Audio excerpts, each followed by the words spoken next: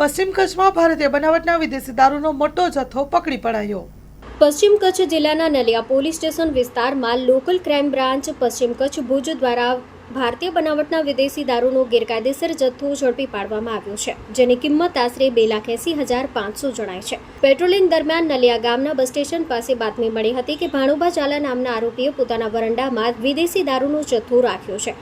તપાસ દરમિયાન પોલીસે કુલ 201 નંગની વિવિધ બોટલો જેની કિંમત ₹2,54,100 અને 120 નંગ બિયરના ટીન જેની કિંમત ₹26,400 કબજે લીધા છે.